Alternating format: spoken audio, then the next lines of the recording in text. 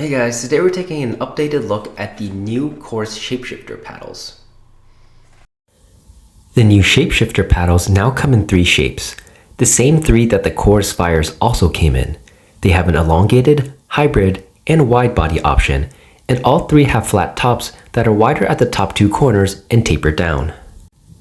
They all have 5.6-inch handles, and the core is 16 millimeters. The elongated EX option is 16.5 by 7.5, though the top two corners eventually flare down to 7.4 inches. For the swing weight, we got 115, and the twist weight, we got 6.21.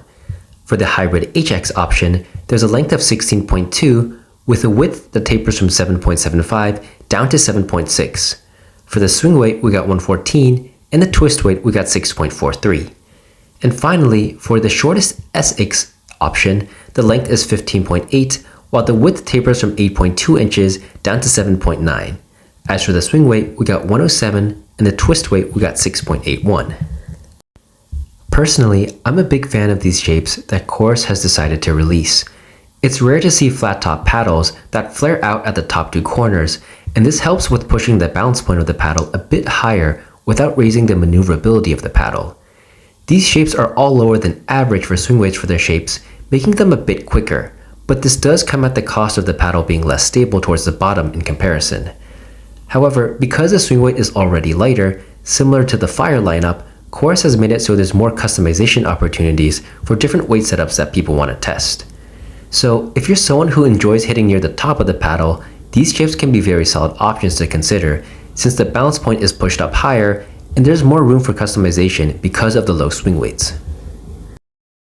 While the EX and SX options are entirely new shape options to their lineup, the HX is a revamp of the original Shapeshifter, which is a hybrid paddle with a length of 16.3 and a width of 7.7, though it uses a rounded top at the head rather than a flat top of the new models.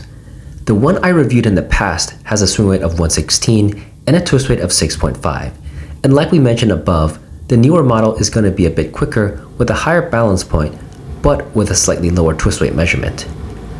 One other big change Chorus has done with the newer models is introducing a stiffer fiberglass to replace the bottom layer. For those of you unfamiliar with the original Shapeshifter, it uses three different layers in the surface. A soft 18K cubic carbon fiber as the top layer, followed by T700, and the final layer is fiberglass. This layup gave the paddle its name, since you mainly feel the first two softer layers during softer shots like dinks and drops, but you only really feel that bottom fiberglass layer when you swing harder on drives and putaways. The new bottom layer that's been introduced is stiffer and gives these newer models a tad bit more firepower. It's not a significant amount, but it's noticeable and you do feel that the paddle is less muted. I think there's a slight loss in control as you don't have that soft feel as the original, but you do get more putaway power, though I would still classify all of the new Shapeshifter models in the all-core leaning control category. Overall, all of these changes are pretty small, but personally I'm a big fan of them, especially the HX model, which is currently one of my favorite paddles I'm using right now. Chorus has also dropped the price on these compared to the original, and after a discount code, the price is now down to $157.49. If you do want to pick one up, I've added my discount code here and a link to buy one in the video description below.